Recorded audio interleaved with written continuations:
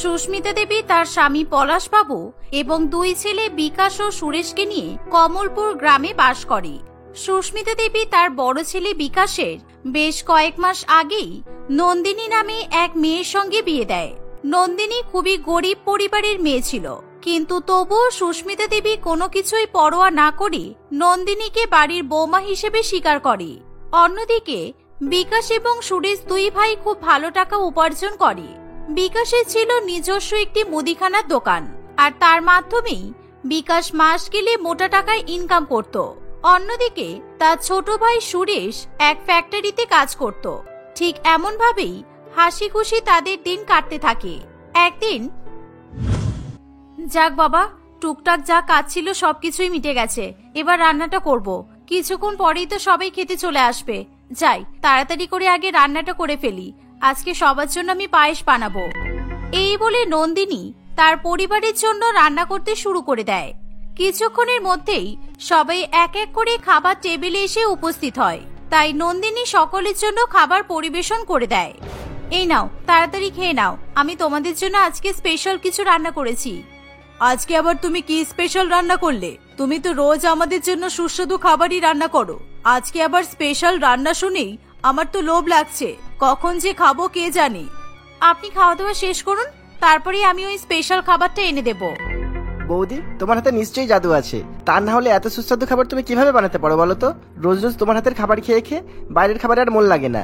এখন তো বাইরের খাবার দেখলেই কেমন যেন হয়। এবার তুইও একটা এরকম বউ নিয়ে চলে আয়, বুঝেছিস? তাহলে দেখবি নিজের বউয়ের হাতের খাবার খেতে আরো বেশি ভালো লাগবে। দাদা, তুমি যে কি বলো না। আচ্ছা বৌদি, কি খাবার আছে তাড়াতাড়ি দাও, তোমার হাতের স্পেশাল খাবার খেয়ে আমি আজকে কাজে বের হব। সুরেশ, তুমি স্পেশাল খাবারটার জন্য এত তাড়াতাড়ি সব খাবার শেষ করে দিলে, আর কাজে যাওয়ার জন্য তাড়াতাড়ি করছো। আমি কি কিছুই বুঝতে পারি না ভাবছো? আমি তো সবকিছুই বুঝতে পারি, তুমি এগুলো সবই বাহানা করছো, তাই না? না না বৌদি, সত্যি আজকে আমাকে অনেক তাড়াতাড়ি কাজে বের হতে হবে।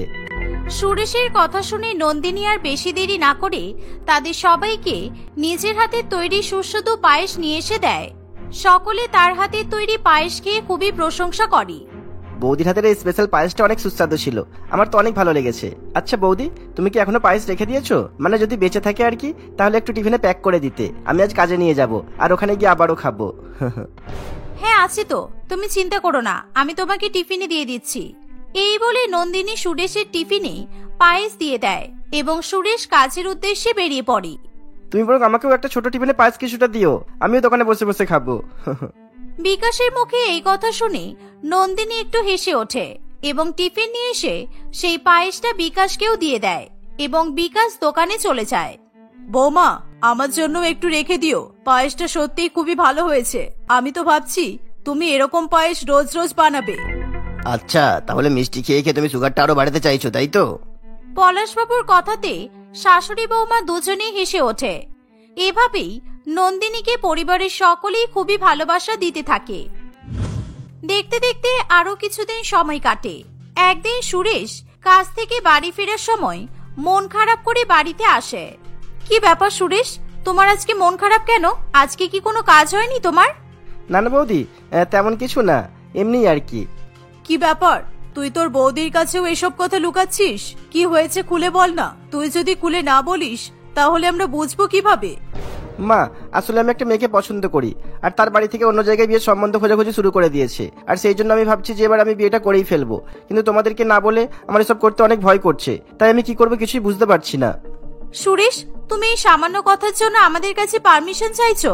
না না, এটা একদমই ঠিক নয়। তুমি যদি সত্যি মেয়েটাকে এতই পছন্দ করো তাহলে যাও, তুমি বিয়ে করে নিয়ে চলে এসো। আর হ্যাঁ, ওদেরকে বলে দিও আমরা কালকে সকালে ওদের বাড়িতে যাব, একদম পাকা কথা বলতে। হ্যাঁ, বৌমা একদম ঠিক কথাই বলেছে। এই ছেলেটাও না কখন কি করতে হয় আর কখন কি বলতে হয় কিছুই জানে না। এই শুনে সুরেশ খুবই খুশি হয়। সুরেশ তখনই স্বপ্নাকে ফোন করে সব ঘটনা খুলে বলে। স্বপ্না তার পরিবারকে সব কথা জানিয়ে দেয়। পরের দিন সন্ধ্যাবেলা নন্দিনী, সুস্মিতা দেবী এবং সুরেশ তিনজনে মিলে স্বপ্নাকে দেখতে তাদের বাড়িতে যায়। খাওয়া দাওয়া শেষ করার পর দুই পক্ষ কথাবার্তা বলে বিয়ের তারিখ ঠিক করে ফেলে। আর দেখতে দেখতে কিছু মাস কেটে যায় এবং স্বপ্না ও সুরেশের বিয়ের দিন চলে আসে। সুরেশ বিয়ে করে স্বপ্নাকে তার বাড়িতে নিয়ে যায়। সুরেশ, তুমি তো আমাকে বলেছিলে তোমাদের দুই ভাইয়ের আলাদা আলাদা বাড়ি, কিন্তু এই যে দেখছি সব একসঙ্গে। না না, আমি এরকম ভাবে থাকতে পারবো না। একদিন না একদিন তোমাকে আলাদা হতে হবে। এরকম জয়েন্ট ফ্যামিলিতে আমি একদমই থাকতে পারবো না। স্বপ্না, আজকে তুমি বাড়িতে আসতে না আসতে এই কথা বলছো কেন? তুমি তো সবেমাত্র বাড়িতে পা দিলে। আর তাছাড়া আমরা দুই ভাই আলাদা হয়ে কি করব? আমি তো একাই থাকি। আর তাছাড়া আমাদের দুই ভাইয়ের দুটো রুম আছে, আর তোমাকে এটা তো বলেও ছিলাম। আর তুমি দুটো ঘরের কথা ভেবে নিয়েছো? আমি তো ভাবছিলাম তোমার নিজস্ব বাড়ি আছে, কিন্তু এখানে তো দেখছি তোমার দাদাও আছে, তোমার বৌদিও আছে। শুধু তাই নয়, এই বাড়িতে সবাই তোমার বৌদির কথা শুনে ওঠা বসা করে। তাহলে আমার কথা কি কেউ শুনবে? আমাকে কেউ পাত্তা দেবে সেখানে? স্বপ্না, আস্তে কথা বলো। যদি কেউ শুনতে পেয়ে যায় তাহলে সকলে অনেক খারাপ ভাববে। তুমি নতুন বউ, আর নতুন বউয়ের মুখে এসব কথা একদমই মানাই না। আর আমার বৌদি অনেক ভালো, সেই জন্যই তো বৌদির কথাই সকলে ওঠে আর বসে। আর বৌদি সকলের অনেক যত্ন করে, সেই জন্য তো বৌদিকেও সবাই ভালোবাসে। সুরেশের এই কথা শুনে স্বপ্না চুপ করে যায়। আসলে স্বপ্না ধনী পরিবারের মেয়ে হওয়ার কারণে প্রথম দিন থেকেই সে নন্দিনীকে সহ্য করতে পারছিল না। তাই বিয়ে করে শ্বশুর বাড়িতে আসা মাত্রই স্বপ্না সুরেশের কানে বিষ ঢালা শুরু করে দেয়। দেখতে দেখতে সেই দিনটা কাটে। পরের দিন স্বপ্না সকাল সকাল ওঠার জায়গায় বেলা 10টার সময় ঘুম থেকে ওঠে এবং নিজের বেডরুমেই বসে থাকে। অন্যদিকে নন্দিনী একা একাই বাড়ির সমস্ত কাজ করতে থাকে। বড় বৌদি, তুমি পরিবারের সবাইকে আমার সামনে হাজির করো। সবার সঙ্গে আমার কিছু কথা আছে। স্বপ্নার কথা মতো নন্দিনী পরিবারের সবাইকে স্বপ্নার রুমে নিয়ে আসে। সকলে এক জায়গায় হলে স্বপ্না তাদের সবাইকে বাপের বাড়ি থেকে নিয়ে আসা কিছু গিফট দিতে শুরু করে। শাশুড়ি মায়ের জন্য সে একটি সুন্দর দামি শাড়ি নিয়ে আসে, যেটা সুস্মিতা দেবীর খুবই পছন্দ হয়। ছোট বৌমা, এই শাড়িটা সত্যি খুবই সুন্দর। অনেক দাম নিয়েছে তাই না?